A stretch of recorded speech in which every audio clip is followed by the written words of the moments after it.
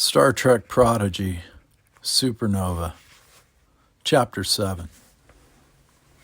Ugh, moaned Dal. On the ground again? You're not on the ground. You landed on me, exclaimed Gwen, throwing him off her. Why did you push me? What were you thinking would happen next? I didn't think much past hiding in the hole. He looked up at the underside of the ground around the hole they'd fallen through. The remains of an old staircase snaked down from the hole to the floor. Broken doors lay at its bottom.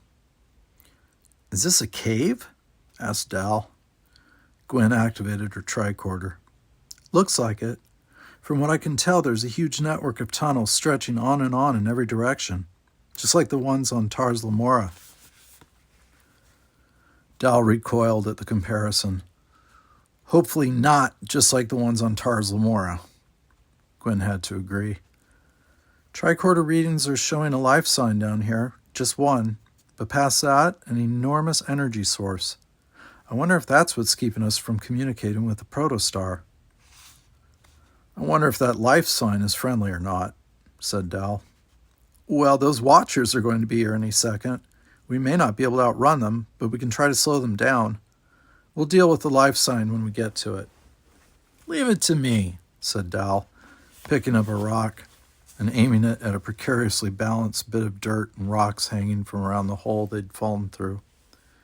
What are you... Gwen couldn't finish asking her question before Dal threw the rock up, dislodging some dirt and ground from the ceiling near the entrance. At first, a few pebbles and dust started to fall, but before long, larger chunks started to rain down. You caused a cave-in, Gwen shouted, grabbing Dal's hand and running deeper into the tunnel. Dal followed her lead into the darkness. That was the plan! Gwen couldn't believe how reckless Dal could sometimes be. She stopped and released his hand. That was a bad plan. What if it all came crashing down on us? Dal's self-satisfaction continued unabated. I didn't think that far ahead. Gwen turned and leaned against the wall of the tunnel. As usual, she thought. Once they were confident the rest of the underground ceiling wouldn't come crashing down on them, the crewmates backtracked to inspect the newly formed barrier. They agreed that no air or light, let alone a watcher, could make it through. Come on, said Gwen. It would take her a little while to get over Dal's impetuousness. But, she had to admit, at least to herself, it did work, if only he'd stop smiling about it. The crewmates started back on their way through the complex network of tunnels. Taking their tricorder's directions, they made what seemed to be hundreds of left and right turns, sometimes climbing over the debris left from other partial cave-ins. They came to a dead end. Dal inspected the wall. Nothing short of a Xindi jackhammer is going to break through that. Gwen agreed. I wish Rock were here. She has 2 Xindi jackhammers for arms. Come on, Dal said. The clock's ticking. They backtracked. Each step took them closer to the mysterious life sign and the power source. Eventually, they found themselves in a similar but larger antechamber than the one they'd fallen into. They'd both spent enough time in the mines of Tars Lamora to recognize that this one felt less organic than the other one, more intentionally constructed. There were too many right angles, too many smooth surfaces, and too few variations in the strata for any of it to be naturally occurring. We need more light, said Gwen, adjusting the brightness setting on her tricorder. Their surroundings were immediately more visible. Look there, said Dal, pointing toward markings on the cave's wall. Look down, said Jankum-Pog. Dal and Gwen were so shocked to hear any voice, let alone one so familiar, that they each dropped their tricorders. Jankum-Pog? Jankum-Pog! Dal and Gwen struggled to move the rocks and boulders surrounding their crewmate. When they finally got to within arm's length, they saw that the tech attached to Jankum's extendable multimit was trapped under a large boulder. Jankum-Pog woke up down here, said the Tellarite. Jankum-Pog tried to punch his way through to the surface, but... Instead of busting through, you brought it down on you, asked Gwen. Yeah, Jenkum admitted. Jenkum Pog didn't think it all the way through.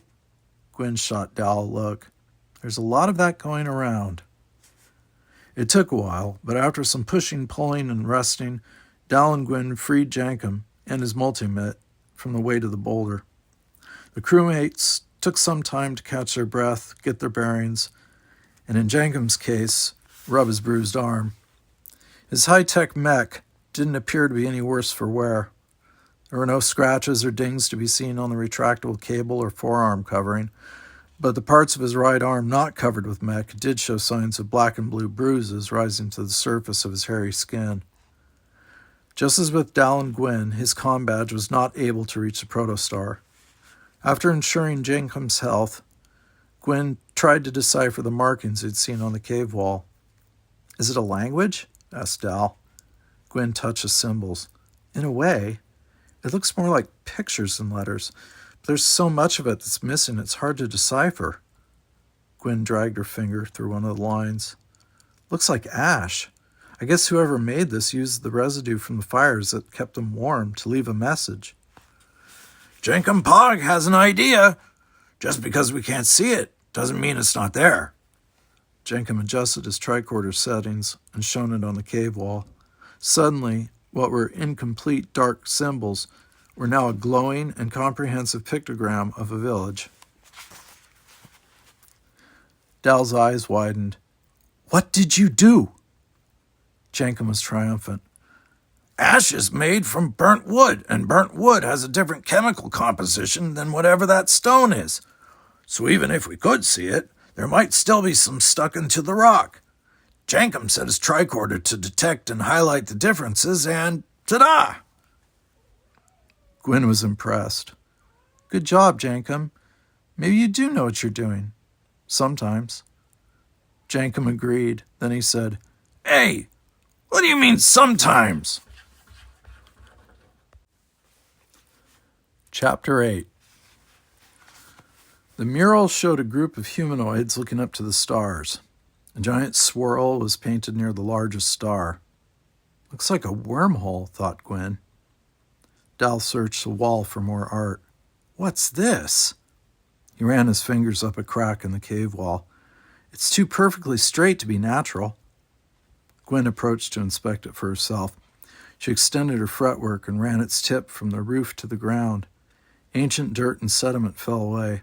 She could feel a weak but steady flow of air coming from it. It's a seam. Maybe a door to something? Jenkum pointed his tricorder at it.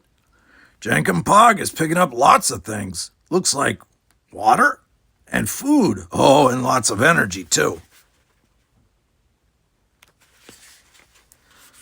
The friends' moods immediately lightened. Jenkum scanned the surface again to locate an access point. They pushed and pulled on the stone wall until finally it budged, opening into what looked like a wartime bunker. It was about the size of the captain's quarters on board the Protostar, but rather than containing a single large bed and ample room for a workstation and dining and seating areas, the space was packed with 20 cots.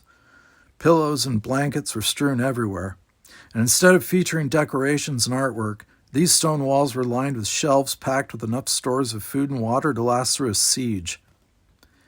Gwyn blew some dust off one of the shelves. It doesn't look like this was ever used. Dal picked up a can. He couldn't read the label, but based on the sloshing sound he heard, he assumed it contained something drinkable. He popped the top and took a sip. Wait! Cried Gwyn. You don't know what that is! Jenkum Pog thinks the food on Tars Lamora was better than this slop, Jenkum said, already surrounded by a collection of half-eaten and drunk provisions. How can he eat so quickly? Gwyn thought. She accepted a water can from Dal and took a long, welcome drink. Dal sat on a cot and looked around the abandoned room. I guess whoever built this bunker never got a chance to use it? Gwyn nodded. Watchers never give anyone a chance to do anything. But why was the bunker built, and how? None of it makes any sense. Jenkum collapsed onto a cot and immediately started snoring. Not a bad idea, said Dal, relaxing himself down onto his back. Gwen didn't want to admit how tired she was, but resting did seem like a good idea. As her eyes began to close, Gwen felt the faintest of breezes move her braided hair. Turning her face toward the wall, she could feel a slight airflow coming from behind one of the shelving units. She turned to Dal and Jankum. Both were fast asleep. Gwen shrugged. It was probably nothing, just a normal, engineered airflow in one of these kinds of holds. If people were going to be hiding for a while, they needed to make sure they had access to clean, fresh air. The chemicals found in the stagnant air beneath the surface of any planet were potentially deadly. Gwen tried to rest, but her curiosity was getting the better of her, and she needed to see how the exhaust system was configured. She followed the breeze to a section on the shelf empty of any cans, bottles, or boxes. There, beside a bent metal grate, was a frame, its metal edges faced sharply inward. Gwen aimed her tricorder at the bent frame. Scorch marks, old but not ancient. Something came through that vent into the room. She pointed her tricorder toward the shelf and around the frame. Organic. Liquid. Blood. Gwen began to put the pieces together. This wasn't a never-used bunker. It was used by people hiding from the Watchers. But though they'd entered the room through the door, they were taken out through the air vents that were just big enough for Watchers to get through. She turned toward her sleeping friends and opened her mouth to yell a warning, but stopped herself before uttering a sound. There was no indication that the Watchers knew where they were, and the chances of them thinking to use the air vent to find them in a bunker that had been empty of life for so long was next to none. So instead of waking her crewmates, she decided to let them sleep. It was the least she could do, given how complicit she'd been in exhausting them for so many years on Tars Lamora. Gwen took one more look at the vent. Once she was sure she couldn't see any red lights in the darkness, she pulled blankets up over Dal's and Jankum's shoulders. Satisfied that they were warm and deeply asleep, she pulled a cot to the open door and sat, fretwork extended on its edge. Let them sleep, she thought. I'll stand guard. Chapter 9. Dal and Jankum woke to find Gwen still at her post. Rested, or at least as rested as they thought they could be before the Watchers made it to them, the three friends took a moment to eat and drink a little more, then started off on their way farther into the tunnels. As they watched as the markings on the walls became more and more dense. Rather than arbitrarily turning left or right, or even following the directions spat out by their tricorders, they followed the progression of the pictograms through what looked like a village, a town, and then a city. And as the story unfolded, they came to understand that the planet was once home to a growing and thriving society of humanoids. Starting off as hunter-gatherers and farmers, they eventually came together to form collectives for everyone's benefit. After walking through the murals for about an hour, the pictograms changed in both level of sophistication and medium. The ash that had replaced the scratches was itself replaced by paint and then ink. Gwen was amazed. This is incredible. Advanced technology fused into stone. Yeah, incredible stone technology. I was thinking that too, Gwen, agreed Dal. Without further need for any sort of spectral or chemical analysis, Jankum turned his tricorder away from the cave walls and in the direction they were going. Soon enough, the paint was replaced with some sort of glowing compound that lit up the cave so much they could clearly see the walls and tunnels that lay before them. The stories continued.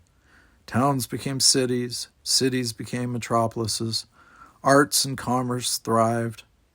Gwen was happy to see that children were valued, educated, and taught to carry on local traditions of doing good works. An intellectual society built this tunnel. So what happened to them? Gwen wondered. Dal grimaced as he looked ahead at the next set of images. The Watchers are what happened to them. The once vital and vibrant cities were soon reduced to rubble. Images of crying bipeds were all around them. Gwen's shoulders dropped. They were conquered, then imprisoned. They'd come to a dead end of the tunnel as well as the story. Gwen approached the last image, an object being shot up and away from the planet. She approached the wall and placed her hand on the picture of the object. "Is that?" Dal half asked, knowing the answer. Gwen nodded her head. "It's the doll. It was an SOS." "What's an SOS?" asked Jankum. "It means help," Gwen shouted. "Help that never came. Help that we're too late to give." She pounded the wall in frustration. This just got serious. Dal took a step back, right into the wall behind him. Suddenly, the wall that had blocked them from going any farther slid back. "I meant to do that," he said, falling out of the cave and onto the sand of the planet's surface. Gwen walked over to him. We'd probably been making a smooth and steady incline for a while. Didn't even notice we were headed up. "Or notice this." Dal stared at an enormous dormant machine. Jankum inspected it from all angles. A series of control panels, crowded with buttons, screens, and levers, surrounded a clear tube that extended up to the sky. "Looks like a dead battery." Gwen checked her tricorder. "Yeah, there's a trace amount of energy going up from it." Dal leaned over. "And it looks like it goes all the way down into the planet, too, as deep as we were." "Maybe," mused Gwen, "but why?" Suddenly, Jankum Pog's comm badge sprang to life. "Janeway to Jankum, can you read me?" "Jankum Pog can! Jankum Pog can!" he shouted. "3 to beam up!" "Jankum, wait!" cried Gwen. But before she could finish, she, Jankum, and Dal dematerialized.